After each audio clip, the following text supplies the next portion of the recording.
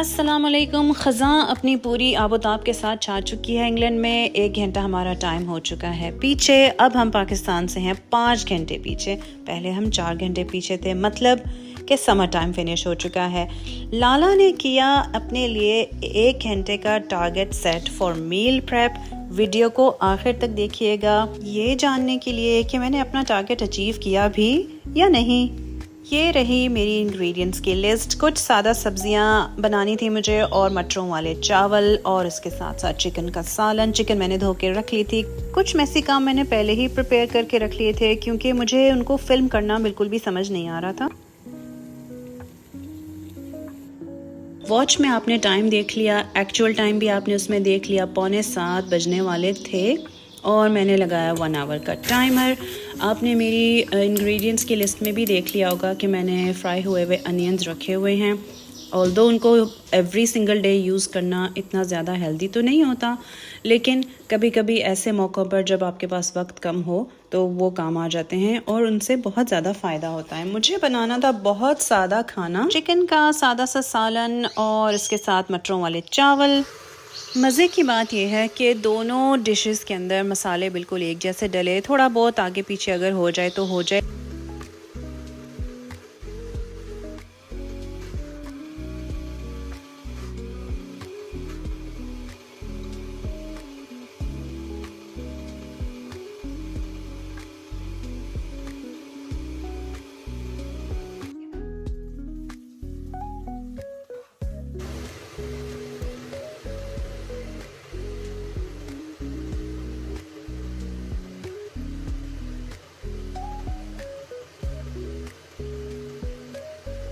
तो आप लोगों ने मेरे व्लॉग्स एंड वीडियोस देखकर काफ़ी अंदाज़ा लगा लिया होगा कि मैं बहुत ज़्यादा बिज़ी रहती हूँ।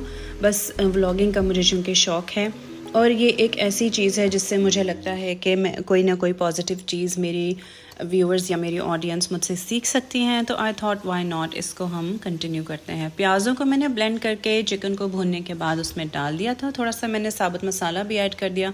2 टमाटर लिए एक चिकन के अंदर और उनको ब्लेंड करके मैंने जब प्याज़ों के बाद ऑयल ऊपर आ गया तो मैंने टमाटरों की पेस्ट उसमें ऐड कर दी थी। सेम चीज़ बिल्कुल मैंने अपने राइस के साथ भी की। नॉर्मली मटरों के चावल में लोग टमाटर नहीं डालते, मैं डाल देती हूँ। टेस्ट थोड़ा सा बेहतर हो जाता है।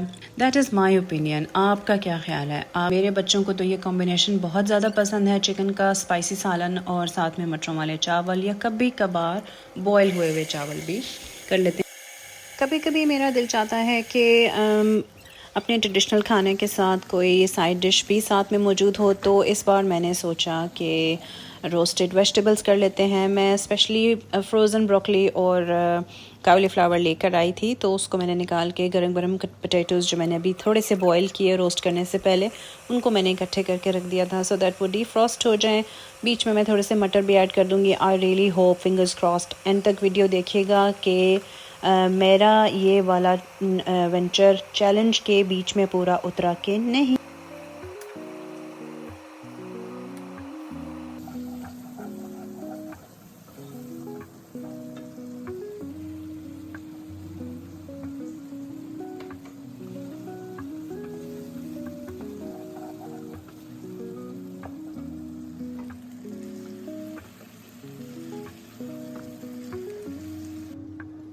चिकन को मैंने बॉइलिंग पानी के साथ शोरबा लगाया था। It makes your life very easy. ठंडे पानी से अगर आप शोरबा लगा देते हैं तो बॉयल होने में बहुत ज़्यादा टाइम लगता है और पकने में भी।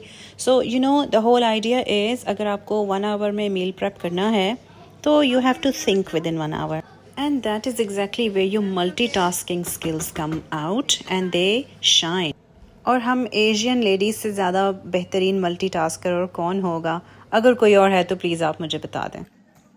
अब आ रही थी सब्जियों की ड्रेसिंग की। नमक, लेमन जूस, थोड़ी सी क्रश्ड हुई हुई चिलीज़ और ब्लैक पेपर के साथ मैंने कंबाइन करके सब चीज़ें मिक्स की। टाइम आप देख सकते हैं 25 मिनट रह गए थे and I was not very sure कि सब्जियां पूरी तरह गल के वापस निकलेंगी। Will find out about this by the end of the video. फ़िलहाल मैंने इसको एयर फ्रायर में 200 डिग्रीज़ के ऊपर 30 मिनट्स के लिए लगा के रख दिया था। चिकन और मटरों के चावलों को लगा दिया था मैंने दम। दोनों हांडियाँ अपना अपना पकने में मशगूल थीं और दूसरी तरफ मैंने ये डिसाइड कर लिया कि भाई अब फ़ौरन से पेशतर ये बर्तनों का जो अंबार लगा हुआ है इसको किसी तरीके से साफ़ कर लें।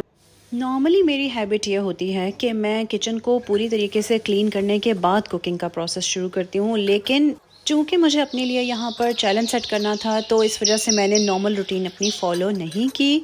नॉर्मली मेरी हैबिट यही होती है कि किचन अच्छे से क्लीन हो before I am about to cook. और कभी कभी तो ये भी होता है कि विद इन 1 आवर स्पैन मैं बहुत आराम से 5 to 6 मिनट्स के अंदर अंदर अपना हूवर भी लगा लेती हूँ। और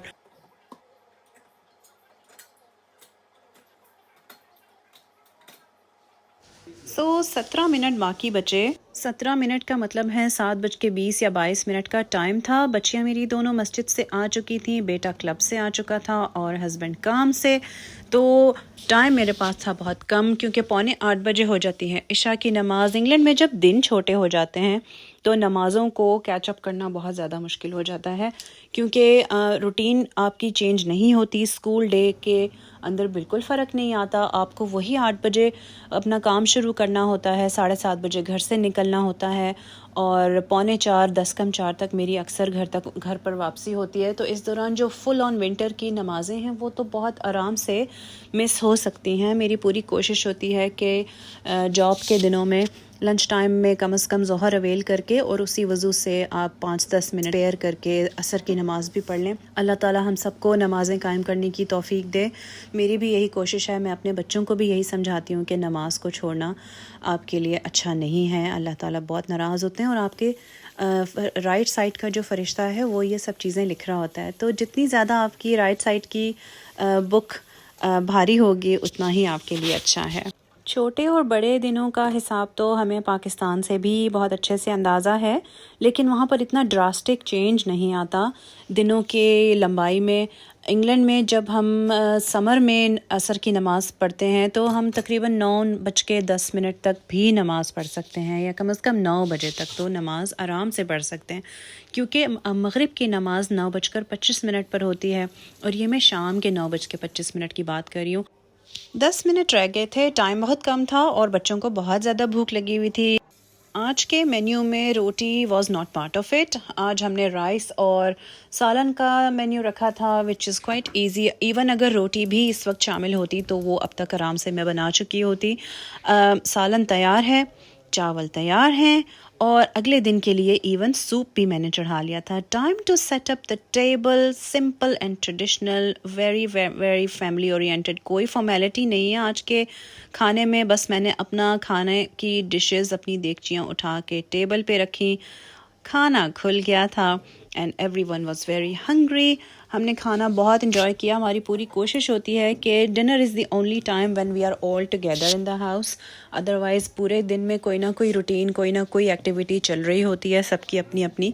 तो इतना आसान नहीं होता कि हम आराम से साथ बैठ जाया करें। डिनर पर हम हमेशा साथ होते हैं अल्हम्दुलिल्लाह और सब डिनर को एंजॉय करते हैं।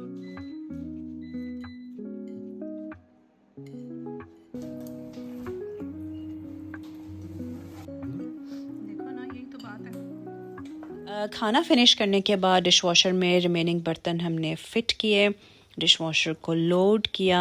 टाइम डिले पे मैं लगा देती हूँ कभी कभार, क्योंकि होता ऐसा है कि कामों में मैं इतना बिज़ी हो जाती हूँ डिश वॉशर में सब चीज़ें लगाने के बाद कि मैं उसको ऑन करना भूल जाती हूँ। तो इस वजह से टाइम डिले का जो फंक्शन है, अगर आप उस पर लगा कर अपने डिश वॉशर को या अपनी इवन वॉशिंग मशीन को भी रख देते हैं तो वो लेटर ऑन खुद चल के एटलीस्ट आपका जो काम है वो हो चुका होता है। सुबह जब आप उठकर आते हैं तो all is ready for you. ये था आज का व्लॉग। लाला ने सक्सेसफुली अचीव किया अपना 1 आवर मील प्रेप टारगेट। आप अपने लिए टारगेट सेट करते हैं, आप उसको कैसे अचीव करते हैं? Do you have any tip for Lala? Please feel free to let me know. मैं आपको बहुत जल्द एक और व्लॉग में मिलूंगी। Look after yourself. अल्लाह हाफिज़।